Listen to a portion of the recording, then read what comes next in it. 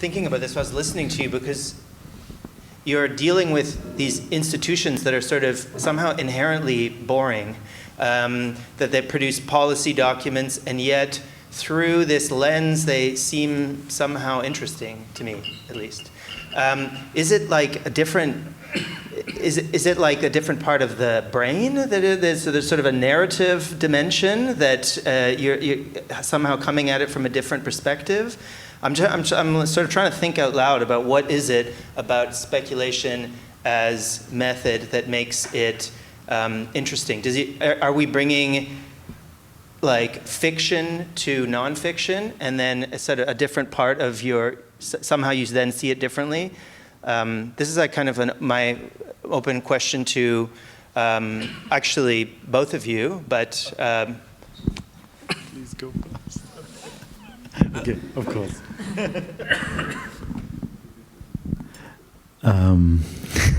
Damn. Yeah, I think, of course, speculation, I mean, it's a term that is used in different fields, so we will only talk about the, let's say, creative speculation that doesn't lead to land development or other financial ventures. I think, to me, but that's super subjective, but I think it's a way to, it has to do with agency as well, I think, because I often collaborate with people who are, first of all, trapped in a specific kind of narrative or visual framework in journalism, framed as whatever you want to call it, border crossers, as so it traps people in a specific box, and creating a fictitious institution, in my case, often allows people to claim a non-existent position of power and then to imagine together, which is hardly possible. I work a lot in prison, for example. If I ask people about dreams or the future, not much comes out, because you're in a place where, first of all, you're not treated as a human being, so you already don't exist as a thinking, speaking subject. So starting from the reality that surrounds you and asking people to imagine, in my research it doesn't work, and then I have to come up with other scenarios where we first invent a foreign object, let's say an imaginary institution, whatever, and then everybody becomes the director of this institution, and then we start thinking, and then sometimes a door or a window opens or something, I think.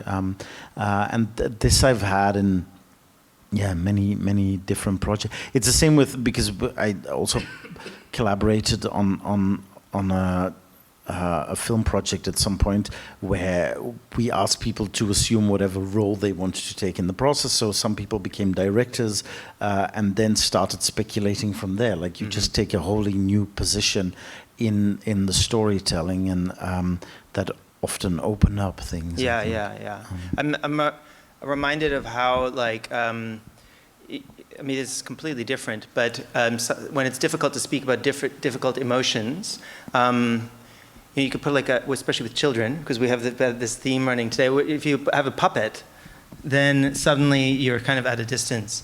Do you have anything that you wanted to add to that, Pete? I mean, like, I also see it as like I mean, myself, I'm a bit of an iconoclast. In general, I like to challenge institution anyways. But I also see it as like an urgency as well, because I think like I came across this sort of Instagram story post yesterday, actually, by Saskia Van Stein, who is the director of architecture in Rotterdam. But she was giving a keynote, and then the slide that I saw is that Excel spreadsheet that is being painted in the squares. It reads form is finance, which I find it quite interesting. You know, it's this idea that I think there's a lot of things that happen within policy spaces or institution, or even just office within the institutions, that actually dictate a lot of the outcome that can come out from some of these projects or citizens or public spaces. So I see it as like an urgency to fictionalize them in ways to get people to get involved into some of these spaces, beyond, you know, just voting, beyond just the traditional way that we think about how we could engage with institutions. I have a question that I would also like to ask the audience if they have any questions. I have a question for Laure, but it's also a question for everyone here, and I think it's a bit of a difficult one, but it's also a very easy one.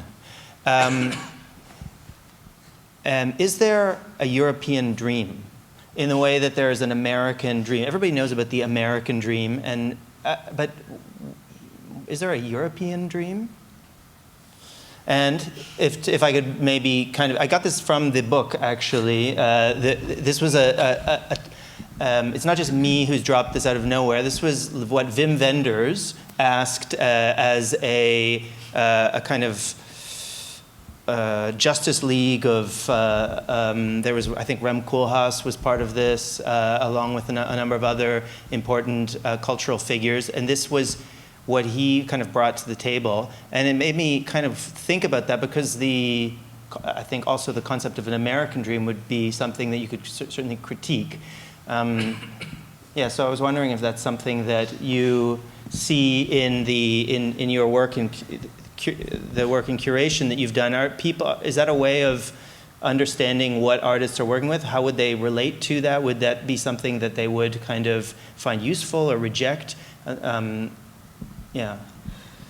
Well, actually, last year when we started thinking about doing that publication, with my co-editor, we were really trying to understand why we feel it's important to imagine Europe, and then we came up with sort of like 3 lines of thinking. Is culture sidelined?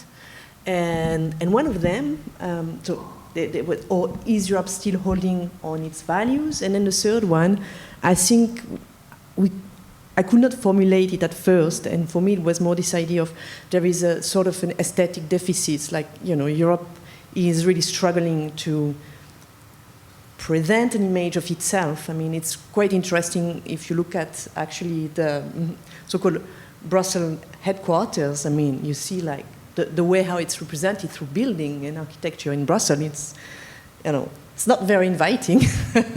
It's grandiloquent and at the same time carceral, and of course, in comparison, the American dream, and you have, all panoply of images, and, from whatever, the kitchen to the cowboy to, and I mean, that's where I landed. Like, do we need a European dream? And I was quite happy actually with Martin's answer to that question. Like, well, no, it's not a dream that we need, but this dreaming. But actually, we asked this question not just to Martin, but also to a writer who was working a lot with border as well. Maybe you know her, Gracie Mae Bradley, her name is? Yeah, whatever. But then we had a discussion, and then she told me, well, if there would be a European dream, it would be in Marseille. And she was quoting this book by Mike McKay called Romance in Marseille, and she spent some time there. And by the way, maybe Marseille is going to be will be taken by the far rights on Sunday, so maybe it's no longer the European dream there. But then she actually wrote a bit of a fiction piece, which also tells the story of, is a body of a woman in the water, but in a way she survived. We are not sure if it's a ghost. So it's again like this. Sorry, I make maybe a detour, but I think it basically talks more about the hunting and the survival but yeah, I think the short answer, we don't need a European dream because there is a danger in the framing of it. Mm-hmm. Yeah. But yeah. That makes perfect sense to me. I don't know. I think that's a very good answer, actually, and you actually gave about 3 good answers there. David, did you want to? Yeah. Because I think in a kind of a weird way that maybe particularly, let's say, this almost like this hyper-bureaucratic architecture of Brussels, in a weird way actually relates almost to particularly this kind of like pavilion piece that you did, in the sense that it's also a sort of, let's say, European identity that is always hiding itself within a sort of institution onto which you can project any kind of identity. And I think if there's something like a European dream, maybe it is sort of like more a mosaic one than a dream that tries to unify within a single narrative. So in that sense, I think a European dream is almost the inversion of the American dream. So it's not a unifying sort of like narrative that sort of like binds together, but it's more like an institution that you can project on like your familiar plus new kind of formula that continuously needs to be reinvented. Mm-hmm. And in that sense, sort of like we have a capital, we were talking about it through lunch, that we have a capital that is not a capital, not from Belgium, or well, hardly from Belgium, but definitely not a capital from Europe.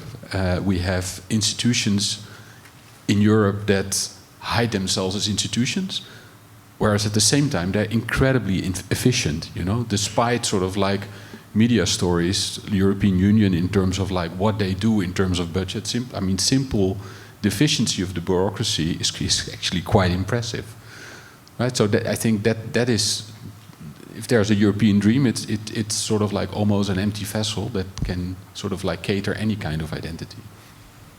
Yeah, since we've brought up this image of several times of the institutional buildings in Brussels, I was struck the last time that I was there myself in Brussels, because I work in media studies, and you know, we're very kind of preoccupied these days with governance, internet platform governance, and the European Union has just last year instituted a quite sort of significant attempts to govern platforms, which in some sense, when I think back to David, your presentation at the beginning, when you were sort of thinking about how does space work in this kind of digital era, that is where people spend a great deal of their time. We imagined it years ago as a public realm. It's not exactly turned into that. But there's this effort to try to do something about that. And it's a very different way of dealing with that than the way that they would in say, for example, China, where it would be more about kind of the state. In the US, it would be more about the free market. And in Europe, it's sort of supposed to be about an idea of rights. And yet, when you stand there in front of that building, what I was struck by was just how little actual regulation there was, because what Lime, I think is the name of these scooters that people drive, the whole entire front of the building was just like a garbage dump of these scooters. Like, yeah, and so to me, this kind of contrast was so dramatic in a way. It's just this kind of too little, too late, or something like that. I had a question for you, actually, David, before, which I brought up with you, but it was a very complicated question that I wanted to ask about basically, to simplify it, was kind of the relationship between design and politics, because it seemed, in a sort of a naive interpretation of your presentation, that like circle is democratic and classroom is not so. And this was something that I think was really taken very seriously in the mid-century, when people were trying to design what would eventually later become, I guess, the internet. People thought, okay, the authoritarian regimes are brainwashing people through propaganda in the movie theaters, and so we're going to try to design spaces like this, where you have a kind of a surround where people's attention can go in different directions. And yet, now we sort of live in that surround media environment where our attention is totally decentralized, and yet from within that kind of medium, there emerge these new kinds of, like, basically authoritarianism. So I guess the question is, like, from the perspective of an architect, where you have sort of so convincingly showed these kind of schematics and their relationship to these, like, yeah, democratic systems. What are your thoughts about that in this sort of abstract? I think a couple of things. First of all, although a lot of attention always went to the book, it's not for nothing that I presented this as a diptych, meaning that through architecture there's on one hand, let's say, a kind of a typology, which is in a way you could say almost sort of, let's say, the system or the hardware, but at the same time, and I think the parliaments on this website, for example, show that there are sort of like so many other factors that create that space. So it's materiality, it's sort of like the iconography, it's kind of like a whole architectural vocabulary that I think also creates these spaces and also introduces all kind of complexities. And I also think that as an architect, or at least sort of like how we approach architecture, so it's more about creating settings, you know, from which sort of, let's say, certain interactions can evolve. Rather than that you can be so deterministic. At the same time, we have to look at this quote all like through the whole afternoon. Sometimes democracy has to be avoided at all costs. And in a way you could say that for good design it's definitely true. Because most great designs are actually sort of like helped by a lack of democracy, meaning that you can control a lot, you know, in terms of introducing consistency, coherency, and sort of like also controlling all the aspects, you know, pure as a design. Yeah? So not necessarily in how it's used, but in order to sort of like say have a great design, sort of like the more you control, the better, generally speaking, an object as it, you know, as a designed object, not necessarily in its use, but as its sort of like appearance. I was struck by this quote on the left as being kind of very pertinent to, in particular, to the question that I was raising as well. It uses language that is not exactly deterministic, but does strongly suggest that there is a kind of, that there's a program that's built into the environment, constraints, and so forth. But it's not deterministic, though. It's still there's still room. I wanted to ask. Yes, Yes. sorry, but one thing, it's definitely not deterministic, but it's also not. So there, I mean, there is an element of that. In a way, we're also kind of voluntary prisoners of architecture. This is a Rem Koolhaas quote, but. You know, like in a way that I mean, an architecture creates, you know, certain situations. There's like a number of things that you can do in architecture. There's an element of things that happening that are not sort of, I mean, that are not deterministic, that are just kind of like evolve. But I mean, at the same time, also architecture, I think to a certain extent, also creates a situation in which certain things are not possible, you know, with or without intent, you know. So in that sense, there's a number of possibilities, and I'm generally speaking very optimistic. So I think we cannot underestimate the number of possibilities, but at the same time, it's also naive to think that everything can happen. There was a question that I imagine many people wanted to ask you, Thomas. What happened in the? What happened? No. So you said at the beginning, before you presented your sort of past future of the European Union, something happened, right? That left it in this state. Yes. What happened? How much time have you got? Yeah, well, we can get the sort of just the short version, and then we can continue as we have drinks. Yeah. I think a lot of things happened. It was a conscious choice. Like in the museum, we don't even address it. You don't get to know it because we assume that everybody knows the present, I mean the future present, but nobody knows the present past or whatever. So we just left it completely open, and sometimes you do get a hint. For example, I mean, you can see on some maps like borderlines are moving and stuff like that, but we don't make it explicit because we assume everybody knows. If I look back now, because it's been, I mean, we started almost 14 years ago, I think. a lot of what we put in or what we had in mind as scenarios has substantiated, and a lot has taken a completely different turn. I'm not answering your question, but for example, like one of the things, this was very interesting to me, like in 2012 we had a huge discussion because I wanted to put in a map the annexation of Ukraine by Russia, and then the dramaturg kept saying, yeah, but we need, like this question you put on the table, Pete, of when is the future still believable and when not. We need to put in things that people can actually believe, like this is so far-fetched, we can't do this. So I stupidly at some point left it out, and then 2014 happened, and the invasion started, and I mean there are many things like that then. There are fortunately also many things that didn't happen, because I always assumed, like, let's just take the worst case scenario and then we'll see how it plays out. So that's how we had Brexit and stuff like that. We also had an exit, by the way, so this didn't happen yet. And Frexit as well, I think.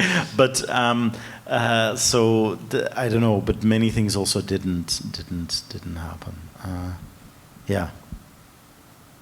Okay, you sort of answered the question. But I can send you like a really nice book. Like there's also a great website which you can check out where you can see a whole timeline and zoom in on events up until the year 3000 or something, which we researched a lot and we went into that website a lot. But there was one other small thing when I was at the beginning of your presentation, especially when there was this emphasis on this kind of colonial history of museums, and you coming from Belgium made me think of like one of my favorite books, Austerlitz by G.W. Sebald, where he, and I think it's also pertinent to some of the other work today, but it's this kind of incredible account of the built environment that brings colonialism like to life, and you really see, and I've never seen the Antwerp train station the same way after having read that book, or the Palais de Justice, so I was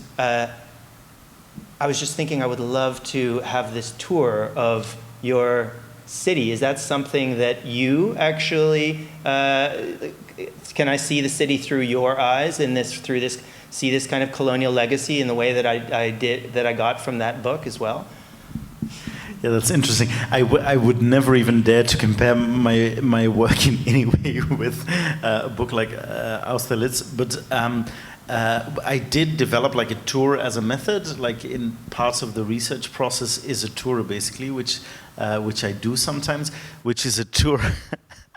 You're all invited, which is, it's super subjective, but it's a tour that starts in Tervuren, so in the former colonial museum, which is on the outskirts of Brussels, which used to be, legend has it that it used to be the hunting grounds of Saint-Hubert, the patron saint of hunting, which was chosen by Leopold II to build his a colonial museum, actually back then as part of the Brussels World Exhibition, which he did in two legs. So on the one hand, you had the whole colonial section, which was over there, and then on the other hand, you had the second section, which was in what is now the EU Quarter.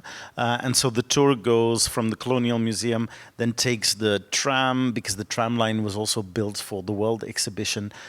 It shuttled affluent visitors in Art Nouveau carriages, and then of course we connect the whole history of Art Nouveau, which some people call the art of darkness, one researcher calls it, which I think is very interesting. Has great work on how colonial legacy, resources, etc. Are connected to the development of Art Nouveau, but also the motives, the whiplash, all of these things. So, and then you have the Art Nouveau carriages, which brought people from the Parc du Cinquantenaire, and then we see some buildings over there, because in the park, now I'm just giving you the guided tour, but in the park you have Leopold II's insane triumphal arch, which he wanted to produce something which would rival Napoleon's Arc de Triomphe, which he nobody wanted it in the city, so he sponsored it with his own private money, which was, of course, money from his own private colony, namely Congo, which is why even back then, while it was being built, it was called the Arch of the Severed Hands. And then, of course, you have the whole park with all of these former world exhibition pavilions, which are still there. The whole park is riddled with colonial sculptures, and then of course you have the whole EU quarter around it. And I try to connect the history of the buildings, because of course the headquarters of the European Commission, the Berlaymont, was constructed among other architects by the Polniak brothers, who also constructed part of the Atomium, which is now like the Brussels skyline feature, but which was actually uranium propaganda project sponsored by Umicore to promote nuclear energy. Officially extended an invitation to this tour to everybody who is in the room here. Come join. And I will extend an invitation to you to come to the Bushuis, which is one of the buildings of the University of Amsterdam, where there is the sort of command center of the VOC in that building there. And it's been this kind of problem for the university. What do we do with this thing? And it was sort of the map center for Indonesia. So next time you're in Amsterdam, please come and I'll take you for a tour.